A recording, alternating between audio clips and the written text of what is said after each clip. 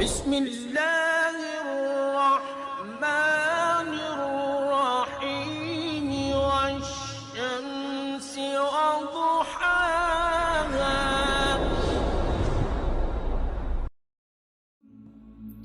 Islamic hub کے معزز دوستوں، میں ہوں ماجد ملک اور آپ تمام دیکھنے اور سننے والوں کو السلام علیکم۔ ناظرین گرامی، سیرت النبی سے جڑے ایک اور سلسلے کو لے کر حاضر خدمت ہیں۔ پچھلے سلسلے میں ابتدا کے ایمان لانے والے لوگوں تک سلسلہ منقطع کر دیا گیا تھا۔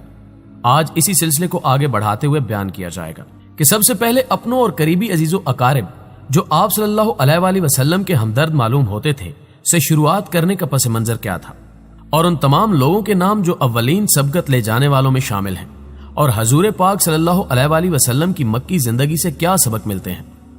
ان سب حالات کو جاننے سے قبل چینل پر نئے آنے والے دوستوں سے درخواست ہے کہ یوٹیوب کے اس منفرد چینل اسلامک ہب کو سبسکرائب کرتے ہوئے ساتھ موجود گھنٹی کے بٹن کو بھی دبا دیں تاکہ ہر نئی آنے والی ویڈیو کی نوٹیفیکیشن آپ تک باقاعدگی کے ساتھ پہنچتی رہے۔ معزز ناظرین گرامی، کیونکہ آپ صلی اللہ علیہ وآلہ وسلم کی قوم جفاکار تھی، بت پرستی اور درگاہ پرستی اس کا دین تھا، باپ دادا کی روش اس کی دلیل تھی، غرور و تکبر اور حمیت و انکار اس بھٹکی ہوئی قوم کا اخلاق تھا۔ اس کے علاوہ وہ جزیرت العرب میں دینی پیشوائی کے صدر نشین تھے، اس کے اصل مرکز پر قابض اور اس کے وجود کے نگہبان تھے۔ اسی لیے اس کیفیت کے پیش نظر حکمت کا تقاضا تھا کہ پہلے دعوت و تبلیغ کا کام پس پردہ انجام دیا جائے تاکہ اہل مکہ کے سامنے اچانک ایک ہیجان خیز صورتحال نہ آ جائے۔ یہ بالکل فطری بات تھی کہ رسول اللہ صلی اللہ علیہ وآلہ وسلم سب سے پہلے ان لوگوں پر اسلام پیش کرتے جن سے آپ کا سب سے گہرا ربط و تعلق تھا، یعنی اپنے گھر کے لوگوں اور دوستوں پر۔ چنانچہ آپ صلی اللہ علیہ وآلہ وسلم نے سب سے پہلے انہیں دعوت دی۔ اس طرح آپ نے ابتدا میں اپنی جان پہچان کے ان لوگوں کو حق کی طرف بلایا جن کے چہروں پر آپ صلی اللہ علیہ وآلہ وسلم بھلائی کے آثار دیکھ چکے تھے اور یہ جان چکے تھے کہ وہ حق اور خیر کو پسند کرتے ہیں۔ آپ صلی اللہ علیہ وآلہ وسلم کے صدق و صلاح سے واقف ہیں۔ پھر آپ نے جنہیں اسلام کی دعوت دی ان میں سے ایک ایسی جماعت نے جسے کبھی بھی رسول اللہ صلی اللہ علیہ وآلہ وسلم کی عظمت، جلالت نفس اور سچائی پر شبہ نہ گزرا تھا، آپ کی دعوت قبول کر لی۔ یہ اسلامی تاریخ میں سابقین اولین کے وصف سے مشہور ہیں۔ ان میں سر فہرست آپ کی بیوی ام المومنین حضرت خدیجہ رضی اللہ تعالی عنہ، آپ کے آزاد کردہ غلام حضرت زید بن حارثہ رضی اللہ تعالی عنہ، آپ کے چچیرے بھائی حضرت علی ابن طالب رضی اللہ تعالی عنہ جو ابھی آپ کے زیر کفالت بچے تھے، اور آپ کے یار غار حضرت ابو بکر صدیق رضی اللہ تعالی عنہ ہیں۔ یہ سب کے سب پہلے ہی دن مسلمان ہو گئے تھے۔ اس کے بعد ابو بکر رضی اللہ تعالی عنہ اسلام کی تبلیغ میں سرگرم ہو گئے۔ وہ بڑے ہر دل عزیز، نرم خو، پسندیدہ خصال کے حامل، با اخلاق اور دریا دل تھے۔ ان کے پاس ان کی مروت، دور اندیشی، تجارت اور حسن صحبت کی وجہ سے لوگوں کی آمد و رفت لگی رہتی تھی۔ چنانچہ انہوں نے اپنے پاس آنے والوں اور اٹھنے بیٹھنے والوں میں سے جس کو قابل اعتماد پایا اسے اب اسلام کی دعوت دینی شروع کر دی۔ ان کی کوشش سے حضرت عثمان رضی اللہ تعالی عنہ، حضرت زبیر رضی اللہ تعالی عنہ، حضرت عبد الرحمن بن عوف رضی اللہ تعالی عنہ، حضرت سعد بن ابی وقاص رضی اللہ تعالی عنہ اور حضرت طلحہ بن عبید اللہ رضی اللہ تعالی عنہ مسلمان ہوئے۔ یہ بزرگ اسلام کا ہراول دستہ تھے۔ معزز دوستو، ان کے بعد امین امت حضرت ابو عبیدہ عامر بن جراح رضی اللہ تعالی عنہ، ابو سلمہ بن عبد الاسد مخزومی اور ان کی بیوی ام سلمہ، ارکم بن ابی الارکم مخزومی، عثمان بن مزون اور ان کے دونوں بھائی قدامہ اور عبداللہ، عبیدہ بن حارث بن مطلب بن عبد المناف، سعید بن زید ادوی اور ان کی بیوی یعنی حضرت عمر رضی اللہ تعالی عنہ کی بہن فاطمہ بنت خطاب ادویہ، خباب بن ارد تمیمی، جعفر بن ابی طالب اور ان کی بیوی اسما بنت امیس، خالد بن سعید بن آس اموی اور ان کی بیوی امینہ بنت خلف، ان کے بھائی عمرو بن سعید بن آس، حاتب بن حارث حجمی اور ان کی بیوی فاطمہ بنت مجلل، ان کے بھائی حتاب بن حارث اور ان کی بیوی فقیہ بنت یسار، ان کے ایک اور بھائی معمر بن حارث، مطلب بن ازر ظاہری اور ان کی بیوی رملہ بنت ابی عوف اور نعیم بن عبداللہ بن نہام ادوی مسلمان ہوئے۔ یہ سب قبیلہ قریش کے مختلف خاندانوں اور شاخوں سے تعلق رکھتے تھے۔ قریش کے باہر سے جو لوگ پہلے اسلام لائے ان میں سر فہرست یہ ہیں: عبداللہ بن مسعود حزلی، مسعود بن ربیعہ قاری، عبداللہ بن حجش اسدی، ان کے بھائی احمد بن حجش، بلال بن ربا حبشی، सुहेब बिन सनान रोमी, अम्मार बिन यासर अंसी, उनके वालिद यासिर और वालदा सुमैया, और आमिर बिन फहीरा। जबकि औरतों में मज़कूरा औरतों के अलावा जो पहले पहल इस्लाम लाईं उनके नाम ये हैं: उम्मे ऐमन बरकत हबशिया, हजरत अब्बास बिन अब्दुल मुत्तलिब की बीवी उम्मुल फजल लबाबा अल कुबरा बिनते हारिस हलालिया, और हजरत अबू बकर सदीक रजी अल्लाह ताला अन्हो की साहबजादी हजरत इस्मा रजी अल्लाह ताला अन्हा। ये सब साबकीन अवलीन के लकब से मारूफ हैं। तलाशो जुस्तजू से मालूम हुआ है कि जो लोग इस्लाम की तरफ सबकत करने के वस्फ से मौसूफ किए गए हैं उनकी तादाद मर्दों और औरतों को मिलाकर 130 तक पहुंच जाती है। नाज़रीन ग्रामी, सूरह मुदस्सिर की इब्तिदाई आयात के बाद वही की आमद पूरे तसलसल और गर्म रफ्तारी के साथ जारी थी। उस दौर में छोटी छोटी आयतें नाजिल हो रही थी। उन आयतों का खात्मा यकसा किस्म के बड़े पुरकशिश अल्फाज पर होता था और उनमें बड़ी सकून बख्श और जाज़बे कलब नगमगी होती थी जो उस पुरसकून और रिक्कत आमेज फिजा के ऐन मुताबिक होती थी।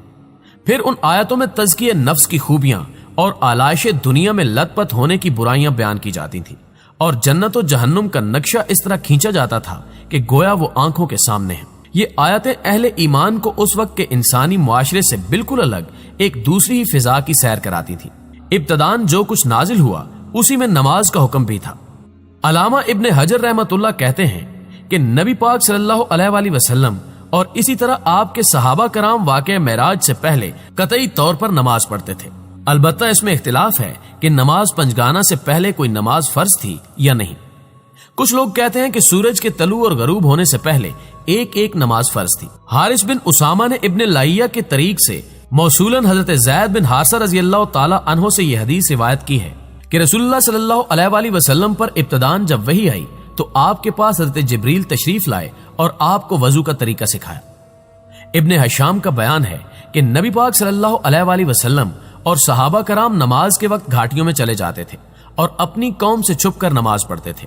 एक बार अबू तालिब ने नबी अकरम सल्लल्लाहु अलैहि वसल्लम और हजरत अली रजी अल्लाह ताला अन्हो को नमाज पढ़ते देख लिया। पूछा और हकीकत मालूम हुई तो कहा कि इस पर बरकरार रहें। यह इबादत थी जिसका अहले ईमान को हुक्म दिया गया था।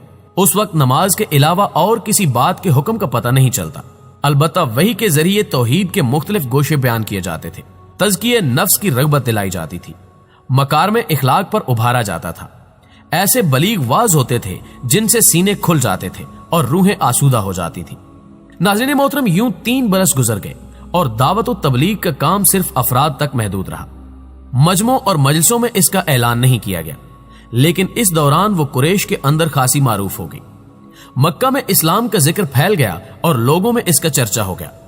बाज ने किसी वक्त तहकीर भी की और बाज अहले ईमान पर सख्ती भी हुई, लेकिन मजमूई तौर पर इस दावत को कोई खास अहमियत नहीं दी गई, क्योंकि रसूलुल्लाह सल्लल्लाहु अलैहि वसल्लम ने भी उनके दीन से कोई तारुज़ नहीं किया था, ना कि उनके माबूदों के बारे में जुबान खोली थी। चूंकि सारी दुनिया में और खासकर अरब में जहालत की हुकूमत थी और उस वक्त की हालत लोगों को हक की आवाज पर कान लगाने की इजाजत ना देती थी, इसलिए हजरत सल्लल्लाहु अलैहि वसल्लम ने पहले पहल अपनी जान पहचान के लोगों में इस्लाम की तबलीग शुरू की। मुसलमान अब तक छुप छुपा कर खुदा की इबादत करते थे, यहां तक कि बेटा बाप से और बाप बेटे से छुपकर नमाज पढ़ता था। इस तरह एक खासी जमात इस्लाम में दाखिल हो गई। 3 साल के बाद जब कसरत से मर्द और औरत इस्लाम में दाखिल होने लगे तो अल्लाह ताला ने आप सल्लल्लाहु अलैहि वसल्लम को हुक्म भेजा कि अली अल ऐलान यानी खुल्लम खुल्ला लोगों को कलमा हक पहुंचाएं। चुनाचे आप सल्लल्लाहु अलैहि वसल्लम ने इस हुक्म की तामील की और जब इस्लाम की तालीम का आम चर्चा हो गया तो मक्का के बाहर भी लोग कसरत से इस्लाम में दाखिल होने लगे। मक्की जिंदगी में नबी अकरम सल्लल्लाहु अलैहि वसल्लम की सबसे बड़ी शनाख्त थी। आप सल्लल्लाहु अलैहि वसल्लम की साफ सुथरी और पाकीज़ा जिंदगी मक्की जिंदगी में नबूवत और रिसालत से सरफराज होने से पहले और बाद के जमाना में आप सल्लल्लाहु अलैहि वसल्लम की शनाख्त आपकी सदाकत और अमानत, शराफत और पाकीज़गी, तवाज़ो, इनकिसारी और तकवा और पाकबाजी थी। मक्का का हर बाशिंदा आप सल्लल्लाहु अलैहि वसल्लम की शराफत और पाकीज़गी और आला इखलाक का कायल था। आप सल्लल्लाहु अलैहि वसल्लम को आम तौर पर सादिक और अमीन कहा जाता था। खाना काबा की तामीर के वक्त हजर अस्वद को उसके मकाम तक उठा रखने में कुरैश के अंदर जो सख्त इख्तिलाफ पैदा हुआ और जिसकी वजह से खूनरेज जंग छिड़ने वाली थी, वो आप सल्लल्लाहु अलैहि वसल्लम की जवानी का जमाना था। लेकिन कुरैश के सरदारों और बड़े बूढ़ों को जब यह हाशमी नौजवान दिखाई पड़ा तो सब ने बैक आवाज होकर कहा, यानी ये मोहम्मद अमीन शख्स हैं, हम इनसे खुश हैं, ये अमीन हैं। और सब ने इस नौजवान के हकीमाना फैसले को बखुशी कबूल किया और इस तरह एक खून रेज जंग छिड़ते छिड़ते रह गई। नबी अकरम सल्लल्लाहु अलैहि वसल्लम पर नबूवत के इब्तिदाई मराहिल में जब अल्लाह ताला की तरफ से हुक्म होता है कि नबूवत के पैगाम और तौहीद की दावत को अली अल ऐलान अपने कबीले वालों तक पहुंचाया जाए, तो आप सल्लल्लाहु अलैहि वसल्लम कोहे सिफा पर तशरीफ लाते हैं और कुरैश के कबाइल को आवाज देते हैं। इरशाद फरमाते हैं, ऐ कुरैश, अगर मैं कहूं कि पहाड़ के पीछे दुश्मन की फौज हमला आवर होने को तैयार है, तो क्या तुम यकीन करोगे?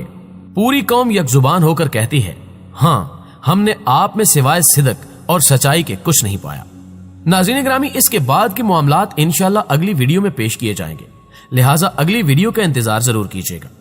वीडियो पसंद आने की सूरत में से लाइक कीजिए और सवाब की नीयत से अपने दोस्तों और रिश्तेदारों के साथ भी जरूर शेयर कीजिएगा। और वीडियो के हवाले से नीचे कमेंट बॉक्स में हमें अपनी कीमती तजावीज़ से जरूर आगाह रखिएगा। आज की वीडियो में बस इतना ही। अगली वीडियो तक के लिए अल्लाह ने